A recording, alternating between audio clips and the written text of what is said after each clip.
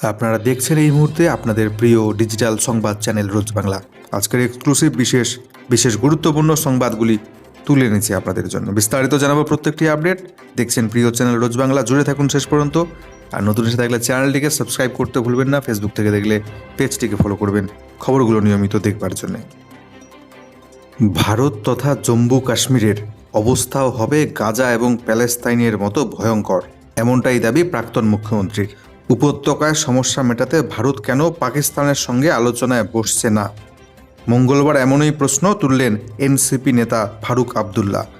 একই সঙ্গে বর্তমান কেন্দ্রীয় সরকারের নীতির সমালোচনা করেছেন তিনি। জম্মু এবং কাশ্মীরের প্রাক্তন মুখ্যমন্ত্রী বলেন, অটল বিহারী বাজপেয়ী বলতেন, আমরা বন্ধু বদলাতে পারি কিন্তু প্রতিবেশী বদলাতে পারি না। যদি আমরা প্রতিবেশী দেশের সঙ্গে ভালো সম্পর্ক রাখি তাহলে দুই দেশের মঙ্গল। প্রধানমন্ত্রী নরেন্দ্র মোদী নিজেও মনে করেন যুদ্ধ কোনো পথ হতে পারে না, আলোচনার মাধ্যমেই সমস্যার সমাধান সম্ভব। কিন্তু আলোচনাটা হচ্ছে কোথায়?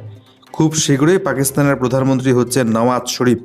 ওরা বলছে ভারতের সঙ্গে কথা বলতে প্রস্তুত তারা, কিন্তু আমরা আলোচনাতে বসতেই চাইছি না কেন? যদি আলোচনার মাধ্যমে আমরা সমস্যার সমাধান না করতে পারি তাহলে আমাদের অবস্থাও গাজা এবং প্যালেস্তাইনের মতো ভয়ঙ্কর হবে, যেখানে ইসরায়েল এই মুহূর্তে বোমা বর্ষণ করছে। জম্মু এবং কাশ্মীরে বিগত কয়েকদিন ধরেই জওয়ানদের ওপর হামলা চালাচ্ছে জঙ্গিরা। সেই ঘটনার প্রসঙ্গে বারবার কেন্দ্রকে দুষছেন প্রাক্তন মুখ্যমন্ত্রী ফারুক আবদুল্লাহ। হিন্দু কোনো ধর্মই নয়, হিন্দু একটা ধোঁকা, বললেন যোগী আদিত্যনাথের প্রাক্তন মন্ত্রী, বিজেপির প্রাক্তন নেতা, অখিলেশের দলের নেতা স্বামী প্রসাদ। 2 বছর আগে বিজেপি এবং যোগী আদিত্যনাথ মন্ত্রিসভা ছেড়ে অখিলেশ যাদবের সমাজবাদী পার্টিতে যোগ দিয়েছিলেন তিনি। উত্তরপ্রদেশের প্রভাবশালী অনগ্রসর নেতা স্বামী প্রসাদ মুর্জের বিরুদ্ধে তারপর থেকেই ধারাবাহিকভাবে বিতর্কিত মন্তব্যের অভিযোগ। এবার সরাসরি হিন্দু তথা সনাতন ধর্মকে ধোঁকা বলার অভিযোগ উঠল তার বিরুদ্ধে। সোমবার সকালে যন্তর মন্তরে বহুজন সমাজ অধিকার সম্মেলনে স্বামী প্রসাদ বলেন, হিন্দু কোনো ধর্ম নয়, হিন্দু একটা ধোঁকা। এরপরেই তার মন্তব্য, আরএসএস প্রধান মোহন ভাগবত বলেছেন, হিন্দু বলে কোনো ধর্ম নেই, এটি একটি জীবনধারা। প্রধানমন্ত্রী নরেন্দ্র মোদীও বলেছেন, হিন্দুত্ব বলে কোনো ধর্ম নেই। ওরা যখন এমন কথা বলেন তখন কারো ভাবাবেগে আঘাত হয় না। স্বামী প্রসাদ বললেই শুরু হয় বিতর্ক। এই মন্তব্যের পর বিতর্ক তৈরি হলেও পিছু হটেননি স্বামী প্রসাদ, বরং তার দাবি 90-এর দশকে সুপ্রিম কোর্টও বলেছে হিন্দু কোনো ধর্ম নয়। আগামী 22শে জানুয়ারি অযোধ্যায় রাম মন্দিরের উদ্বোধন। তার আগে বর্তমান সমাজবাদী পার্টির প্রথম সারির নেতার মন্তব্য ঘিরে তৈরি হয়েছে বিতর্ক। প্রসঙ্গত 2016 সালের বিধানসভা ভোটের আগে তিনি বিএসপি ছেড়ে বিজেপিতে যোগ দিয়েছিলেন। 2017 বিধানসভা ভোটে জিতে যোগী সরকারের শ্রম জনকল্যাণ মন্ত্রী হন। 2019 সালের লোকসভা ভোটে স্বামী প্রসাদের মেয়ে সঙ্গমিত্রা বদায়ু কেন্দ্র থেকে বিজেপির টিকিটে জয়ী হয়েছিলেন। এখনও তিনি বিজেপির সাংসদ। সোমবার বাবার মন্তব্যে তীব্র নিন্দা করেছেন তার মেয়েও। বিয়ের মেনুতে বিয়ের পাতে নেই কেন পাঁঠার মাংস? এই অভিযোগেই ভেঙে গেল বিয়ে ভাঙল বরপক্ষ। তেলেঙ্গানায় বিবাহ উপলক্ষে বাগদান অনুষ্ঠানের ভোজে পাঁঠার মাংস পরিবেশন না করায় বিয়ে ভেঙে দিয়েছে বরপক্ষ।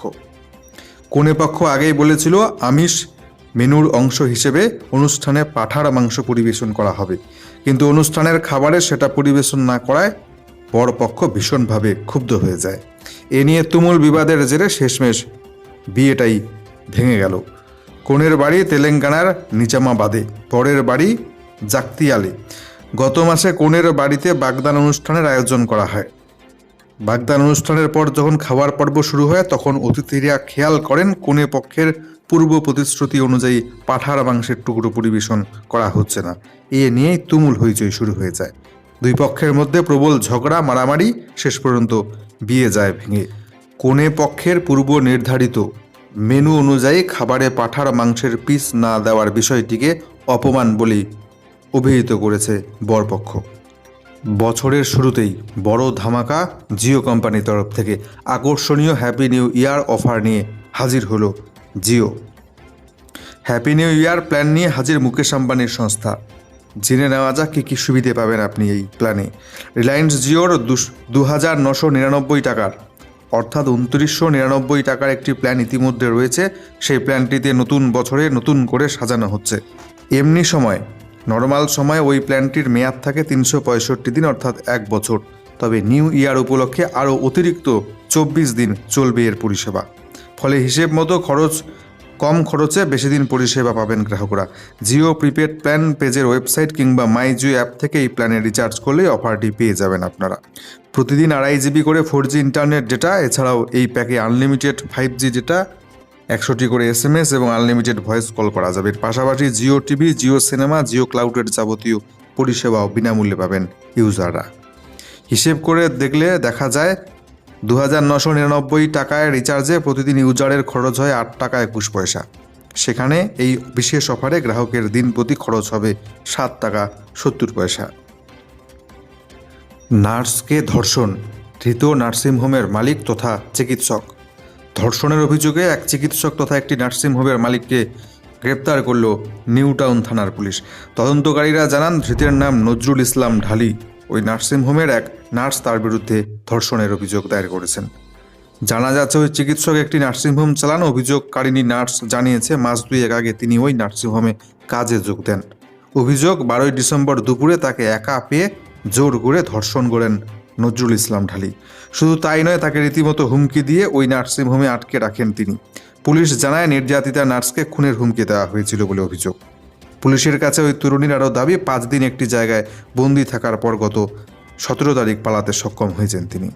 রবিবার সেই নার্সিংহোমের মালিক চিকিৎসককে পুলিশ গ্রেপ্তার করেছে। সেই দিনই তাকে বারাসত আদালতে তোলা হয়েছে বলে জানা যাচ্ছে। পশ্চিম বাংলার এক্সিট পোল, পশ্চিম বাংলার ভোট সমীক্ষায় বাংলায় বিজেপির অনেকটাই ভালো স্থানে। খুশি রাজ্য তথা কেন্দ্রীয় বিজেপি নেতৃত্ব। রাম মন্দির উদ্বোধনের পর আরও বড় চমক আসতে চলেছে। 24-এর মেগা লোকসভা নির্বাচনে কি হতে পারে তা নিয়ে যে সমীক্ষা চালিয়েছিল এবিপিসি ভোটার, সেই ফলাফল সামনে এসেছে। সমীক্ষা কখনো মেলে, বহু ক্ষেত্রে মেলে না, তবু এই ধরনের সমীক্ষা নিয়ে যথেষ্টই আগ্রহ থাকে রাজনৈতিক মহলের মধ্যে। তাই লোকসভা নির্বাচনের আগে যে ওপিনিয়ন পোল সামনে এসেছে তাতে উচ্ছ্বসিত রাজ্য এবং কেন্দ্রীয় বিজেপি নেতৃত্ব। সেখানে বলা হয়েছে, পশ্চিমবঙ্গে বিজেপি 16 থেকে 18টি আসন পেতে চলেছে অনায়াসে। অন্যদিকে 23 থেকে 25টি আসন পেতে পারে তৃণমূল। বাম কংগ্রেস যদি জোট বেঁধে লড়ে তবে তারা পেতে পারে 0 থেকে 2টি আসন। ডিসেম্বর মাসের মাঝামাঝি সময়ে এই সমীক্ষা করা হয়েছিল, তার ভিত্তিতে এই ফলাফল সামনে এসেছে। আগামী দিনে আরও সমীক্ষা হবে। গত লোকসভা নির্বাচনে বিজেপি পশ্চিমবঙ্গ থেকে 18টি আসনে জয়লাভ করেছিল। এবারের সমীক্ষা বলছে বিজেপি সেই ফলাফল ধরে রাখতে পারছে। কিন্তু রাজনৈতিক মহলের একাংশ মনে করছে, জানুয়ারি মাসে রাম মন্দির উদ্বোধনের পর দেশ জুড়ে যে হিন্দুত্বের ঢেউ উঠবে তার আজ অবশ্যই এসে পড়বে পশ্চিমবঙ্গেও। সেক্ষেত্রে বিজেপির পালে আরও হাওয়া লাগলে তাদের আসন সংখ্যা গতবারের চেয়ে অনেকটাই বাড়তে পারে বলে গেরুয়া শিবির দাবি করছে। এমনিতে কেন্দ্রীয় স্বরাষ্ট্রমন্ত্রী অমিত শাহ রাজ্য বিজেপিকে 35টি আসনের লক্ষ্যমাত্রা দিয়েছেন। তাই ভোট সমীক্ষা এখনই যে সংখ্যা বলছে তাতে বিজেপি যে উচ্ছ্বসিত হবে এটাই স্বাভাবিক। সমীক্ষা বলছে, বিধানসভা নির্বাচনের তুলনায় তৃণমূলের ভোট শতাংশে কমবে অনেকটাই। যে বিষয়টি নিয়ে উদ্বেগ বেড়েছে রাজ্যে তৃণমূল শাসক দলে। রাজ্য জুড়ে বিভিন্ন সামাজিক প্রকল্পের মাধ্যমে মানুষকে ঢালা অর্থ দিচ্ছে তৃণমূল সরকার। সংখ্যালঘু সম্প্রদায়ের ভোটের সিংহভাগ তৃণমূল দীর্ঘদিন ধরেই পেয়ে আসছে। বিগত কয়েকটি উপনির্বাচনে বিরোধীরা দাঁত ফোটাতে পারেনি। তাই হঠাৎ কি এমন হলো যেখানে বিজেপি এবারেও পশ্চিমবঙ্গ থেকে বিরাট ভালো ফল করবে? এ প্রশ্ন স্বাভাবিকভাবেই উঠছে, যদিও তা নিয়ে মাথা ঘামাতে নারাজ গেরুয়া শিবির। তাদের দাবি, কেন্দ্রীয় স্বরাষ্ট্রমন্ত্রী যে টার্গেট বেঁধে দিয়েছেন তার কাছাকাছি এবার পৌঁছে যাবে রাজ্য বিজেপি। আর সেটা সম্ভব হবে রাম মন্দির উদ্বোধনের জন্য। তাই রাম মন্দির উদ্বোধনের পর আরও বড় চমক দেখা যাবে বলে রাজ্য বিজেপির দাবি। বিরাট বড় সুখবর রাজ্যের অস্থায়ী শিক্ষকদের জন্য। চাকরি হচ্ছে পাকা, অস্থায়ী শিক্ষকের চাকরি হচ্ছে পুরোপুরি পাকা। পুরো বেতন, স্থায়ী শিক্ষকের মতো সমস্ত সুবিধে পাবেন এই রাজ্যের 4 লক্ষ অস্থায়ী শিক্ষক।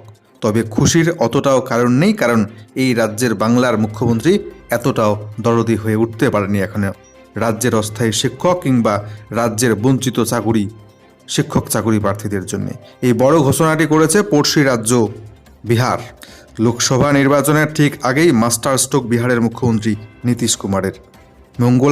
মঙ্গলবার প্রায় 4 লক্ষ অস্থায়ী শিক্ষককে রাজ্য সরকারি কর্মীর স্বীকৃতি দেবার ঘোষণা করেছেন নীতিশ ক্যাবিনেট। স্বাভাবিকভাবেই নতুন বছরের প্রাক্কালে এমন ঘোষণায় খুশির হাওয়া সেই রাজ্যের শিক্ষকদের মধ্যে। দীর্ঘদিন ধরে বিহারে আন্দোলন করছিলেন অস্থায়ী শিক্ষকরা। অবশেষে মিলল বিরাট বড় সাফল্য। জানা গেল এবার তাদের চাকরি হচ্ছে স্থায়ী। তবে এজন্য বিহার বিদ্যালয় পরীক্ষা সমিতির পরীক্ষায় পাশ করতে হবে, আর তাহলেই সরকার তাদের সরকারি কর্মীর তকমা দেবে, চাকরি হবে স্থায়ী। 3 বার পরীক্ষা দেওয়ার সুযোগ পাবেন তারা। সেই সঙ্গে জানা গিয়েছে যারা ইতিমধ্যে বিপিএসসি পরীক্ষায় উত্তীর্ণ হয়েছেন তাদের যোগ্যতা নির্ধারক এই পরীক্ষায় অংশ নেওয়ার কোনো প্রয়োজন নেই। প্রসঙ্গত, বাংলাতেও অস্থায়ী শিক্ষকদের, পশ্চিম বাংলাতেও অস্থায়ী শিক্ষকদের স্থায়ীকরণের দাবি দীর্ঘদিন। সেই পরিস্থিতিতে বিহারের মুখ্যমন্ত্রীর এই সিদ্ধান্তকে মাস্টার স্ট্রোক বলে মনে করছে ওয়াকিবহাল মহল। ডাইনি সন্দেহে জীবন্ত পুড়িয়ে হত্যা করা হলো মহিলাকে, গ্রেপ্তার প্রতিবেশী তান্ত্রিক সহ 4। ফের দেশে ডাইনি সন্দেহের অভিশাপ, কুসংস্কারের বলি আরও এক মহিলা। অসমে মারধরের পর 30 বছর বয়সী মহিলাকে পুড়িয়ে মারার অভিযোগ উঠল। সেই রাজ্যের শোনিতপুর জেলায় ঘটেছে মর্মান্তিক ঘটনায় এখনও পর্যন্ত প্রতিবেশী তান্ত্রিক সহ 4 জনকে গ্রেপ্তার করেছে পুলিশ। 2 অভিযুক্ত পলাতক, তাদের খোঁজ চালাচ্ছে তদন্তকারীরা। মৃতের নাম সঙ্গীতা কাঠি, শোনিতপুরের নিজ বাহবাড়ি গ্রামের বাসিন্দা তিনি। সঙ্গীতাকে হত্যায় অন্যতম অভিযুক্ত প্রতিবেশী তান্ত্রিক সুরজ ভাগুয়ার। এই মহিলার স্বামী রাম কাটিকে গাছের সঙ্গে বেঁধে রাখা হয়। আগেই ডাইনি অপবাদে লোক জোগাড় করেছিল অভিযুক্ত সুরজ। তিনি সঙ্গীতার গায়ে আগুন ধরিয়ে হত্যা করে মর্মান্তিকভাবে।